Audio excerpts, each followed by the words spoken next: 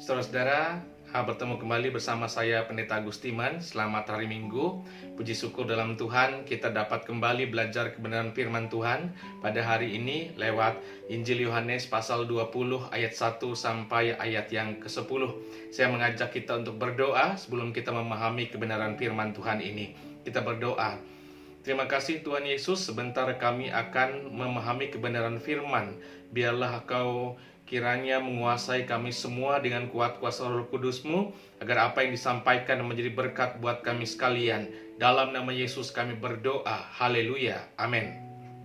Bapak Ibu yang dikasihi Tuhan, Yohanes pasal 20 ayat 1 sampai 10 akan kita boleh pelajari bersama pada saat ini. Saudaraku yang dikasihi Tuhan, kita tahu bahwa dalam Alkitab Perjanjian Baru hanya ada satu mujizat yang dicatat dalam keempat Injil, yakni mujizat Yesus membagikan 5 roti dan 2 ikan kepada 5.000 orang. Nah, rupanya mujizat ini begitu menggemparkan saudara, sehingga keempat penulis begitu tertarik dan mencatat kisah itu. Dan kita tahu mujizat ini oleh Yohanes disebut sebagai tanda yang menandakan bahwa Yesus adalah roti hidup. Maka apabila kita membaca Alkitab Perjanjian Baru, kita akan melihat 4 kali diingatkan akan kebenaran ini. Demikian juga tentang kisah kebangkitan, yaitu mujizat tentang Yesus yang bangkit dari kematian. Berita ini juga dicatat dalam keempat Injil saudara, yang mana melaluinya kita dapat mengenal kebenaran bahwa Yesus adalah jalan, Yesus adalah kebenaran, dan Yesus adalah hidup. Barang siapa yang percaya kepadanya, ia akan hidup walaupun ia sudah mati, dan setiap orang yang hidup dan percaya kepadanya tidak akan mati selama-lamanya. Ketika kita berbicara tentang kebangkitan dan hidup atau kebangkitan dari kematian, maka ini tentunya merujuk pada Hari Raya Paskah yang kita rayakan hari ini, saudaraku. Oleh sebab itu, hari ini kembali saya ingin mengajak kita semua untuk memahami dan memaknai akan Paskah, yaitu tentang hari kebangkitan Yesus Kristus. Seperti yang dikatakan di dalam nas, kubur Yesus sudah kosong saat itu. Dan Petrus serta murid yang dikasihi juga telah melihat pula bahwa jasad Yesus sudah tidak ada lagi di tempat itu. Yang ada hanya kain kapan yang terletak di tanah dan kain peluh yang sudah tergulung. Atas hilangnya jasad Yesus di kuburan itu, Maria mengambil suatu kesimpulan saudara, bahwa mayat Tuhan Yesus sudah diambil oleh orang, dan tidak menutup kemungkinan juga oleh para murid saat itu. Mereka mungkin menduga bahwa mayat itu telah diambil dan dicuri. Namun yang menarik pada ayat yang ke-9 menyaksikan ternyata mereka dikatakan belum mengerti isi kitab suci yang mengatakan bahwa ia harus bangkit dari antara orang mati. Dan ini memunculkan pertanyaan bagi kita sekalian. Mengapa penulis kitab ini berkata demikian? Mereka belum mengerti isi kitab suci yang mengatakan bahwa ia harus bangkit dari antara orang mati. Saudaraku yang dikasihi Tuhan, sebagaimana yang kita ketahui, saat ini para murid hanya terarah pada air mata duka mereka. Hati mereka hanya tertuju pada kedukaan yang mendalam. Seluruh perhatian mereka terkonsentrasi pada tragedi yang dramatis dalam penangkapan, penghakiman, dan penghukuman daripada Yesus.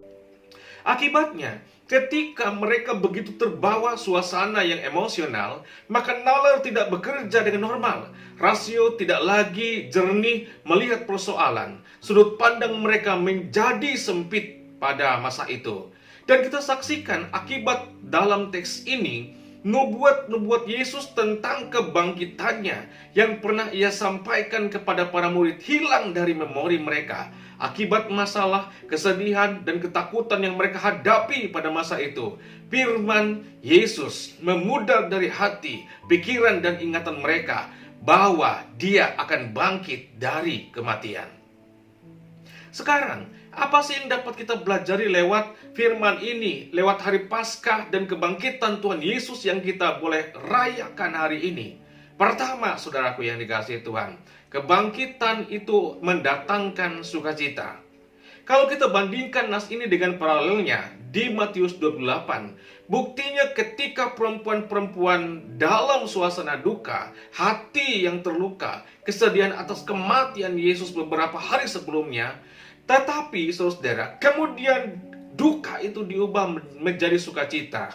Nah, karena apa? Karena tiba-tiba Yesus pada konteks itu, ketika Yesus sudah meninggal beberapa hari, Yesus datang kembali kepada mereka dan dia berkata, "Salam bagimu." Dalam bahasa Yunani yaitu kairo, artinya bersukacitalah, bergiranglah. Atau dalam future-nya berbicara tentang masa depan, yang berarti jangan takut sebab sukacita akan datang bagimu. Saudaraku yang dikasihi Tuhan, Yesus adalah Tuhan yang tidak pernah berubah. Yang kita percaya pada saat ini dia tidak akan pernah berubah. Ia adalah Kristus yang peduli, ia penuh perhatian, kedatangannya selalu membawa damai dan menyejukkan hati dan hidup kita. Nah, hingga detik ini, yang melihat akan keberadaan kita, saudara. Kita harus meyakini itu semua.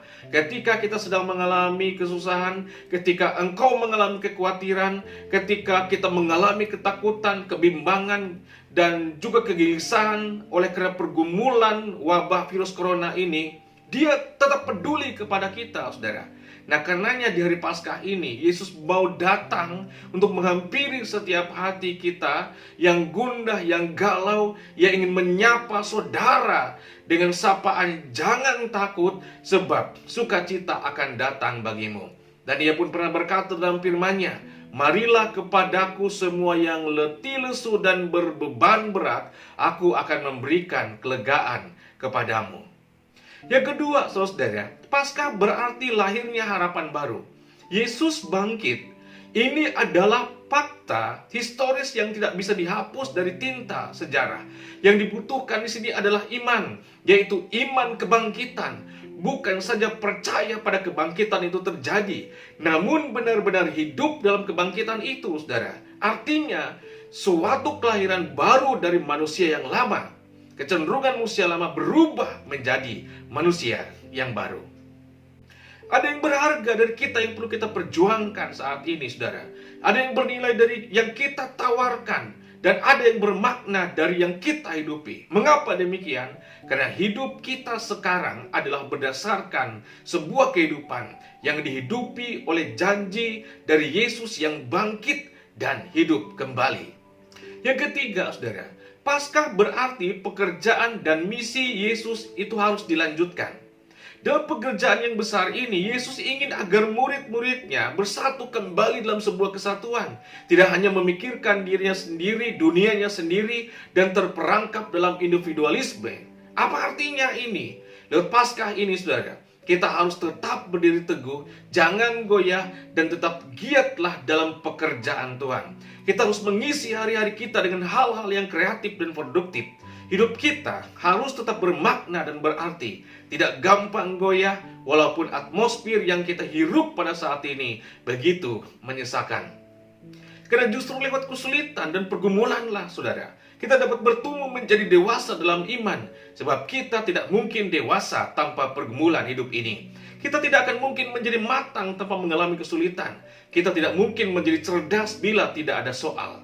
Hanya mereka yang ulitlah yang akan menjadi pemenang. Hanya orang-orang yang tidak gampang menyerah menghadapi kesulitan yang akan bertumbuh. Mari, saudara, walaupun di tengah pergumulan dunia ini, kita selalu dukung pekerjaan Tuhan.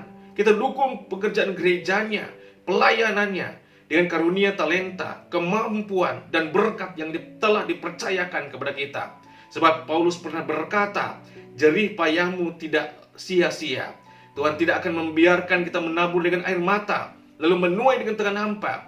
Yang Tuhan janjikan adalah kita menabur dengan air mata, maka tentunya kita akan menuai berkat Tuhan. Inilah Paskah, saudaraku. Kiranya firman ini menjadi berkat bagi saudara sekalian. Selamat merayakan Paskah, selalu menjadi berkat bagi orang lain, selalu semangat dalam berdoa dan beribadah di rumah kita masing-masing, agar pergumulan kita saat ini dapat segera terlewati dan berlalu. Air kepahitan ini akan berubah menjadi air yang manis. Sola Fide.